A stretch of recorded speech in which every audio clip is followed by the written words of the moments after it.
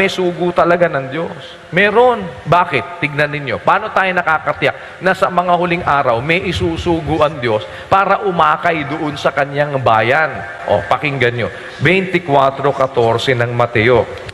At ipangangaral ang ebanghelyong ito ng kaharian sa buong sanglibutan sa pagpapatotoo sa lahat ng mga bansa. At kung magkagayoy, darating ang wakas. Ipangangaral ang salita ng Diyos, ang ebanghelyong ito ng kaharian, sa buong sanglibutan, sa pagpapatotoo sa lahat ng mga bansa. At kung magkagayoy, darating ang wakas.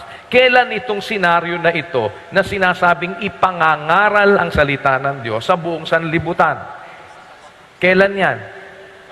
Yung papunta sa wakas, di ba? Dahil ang sabi nga, kung magkagayoy, darating ang wakas. O dun sa panahon na yon na malapit na dumating yung wakas, ipangangaral yung salita ng Diyos, ang ebanghelyong ito ng kaharian sa buong sanlibutan. Pagkatapos, ang sabi ng Biblia, at kung magkagayoy, darating ang wakas. O edi ito'y doon sa panahon ito ng kawakasan talaga. Ipangangaral yung ebanghelyo o yung salita ng Diyos. Ba't tayo nakatitiyak na merong susuguin ng Diyos sa mga huling araw, sa mga panahon ng kawakasan? Kasi ipangangaral yung salita bago dumating yung wakas hindi naman pwedeng mangaral yung hindi sinugo. Bakit? Sabi ng Biblia, Gs 14:15 ng Roma. Paano nga silang magsisitawag doon sa hindi nila sinampalatayanan?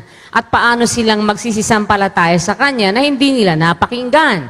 At paano silang makikinig na walang tagapangaral? At paano silang magsisipangaral kung hindi sila mga sinugo? Paano silang mangangaral kung hindi sila mga sinugo? Ipangangaral ang ebanghelyong ito ng kaharian sa buong sanlibutan kung magkagay darating ang wakas. Di pinag-uusapan to sa panahon ng kawakasan. Ipangangaral. Sino mangangaral?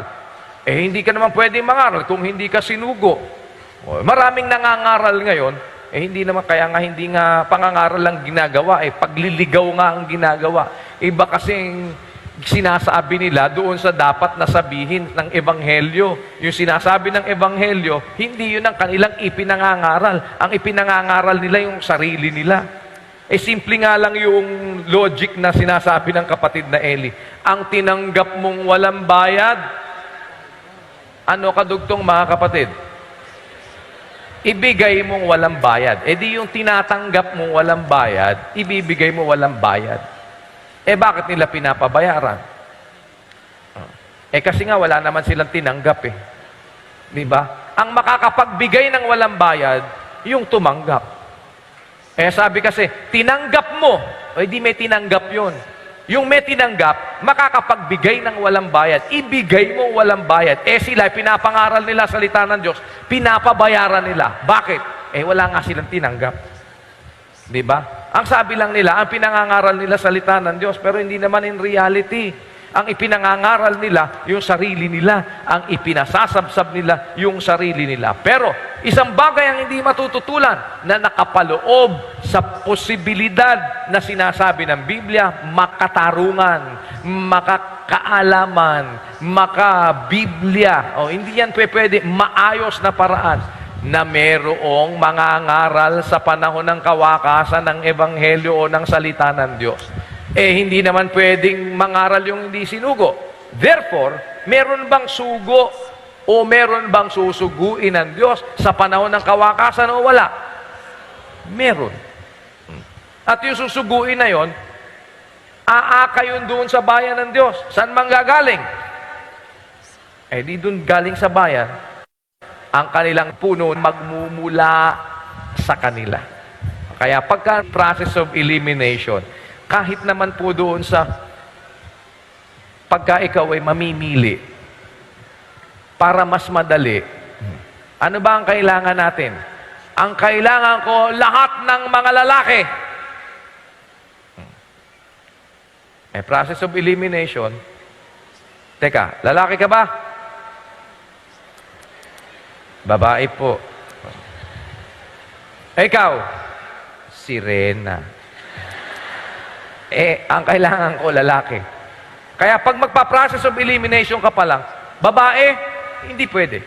Bakit? Kasi lalaki kailangan. Di ba ganon, ano?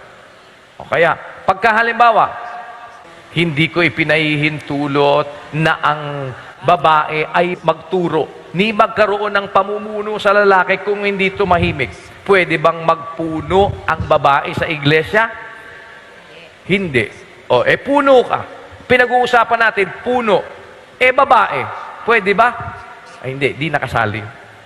Kaya, kung halimbawa, may makikita ka ngayon doon sa process of elimination, babae, hindi nakasali yan. Pag nakakita ka ngayon ng bayan, na yung bayan ang namumuno babae, ay hindi nakasama yun doon sa possibility na nandoon yung sugo. Tama o hindi? Babae nga hindi nga pwede yun. Hindi nga yun ang... Kaya pag nakita mo, teka, sino bang puno niyang Seventh-day Adventist? Sabi nila, the gift of prophecy was active in the ministry of Ellen G. White, one of the founders of the Seventh-day Adventist Church. Diba? Kaya, pagka magpa-process of elimination ka pa lang, sugo pa lang ang pag-uusapan, isa ang realidad, isa ang possibility.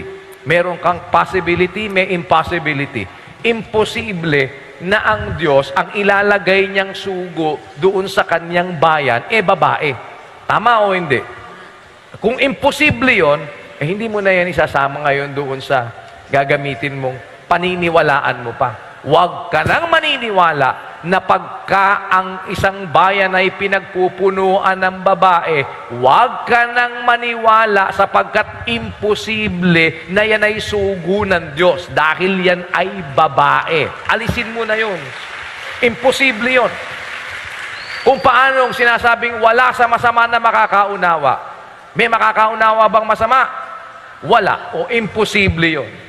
Meron ba ngayong, ang gagawin ba ngayon susuguin ba ng Diyos ngayon doon sa kanyang bayan babae? Hindi. Hindi naman yun. Hindi yan ang possibility. So, kung hahanap ka, lalaki. Di ba? Tapos, saan ang galing? Ang kanilang taga-akay magmumula sa kanila. O di, makikita mo na lahat ngayon yung possibility na yan.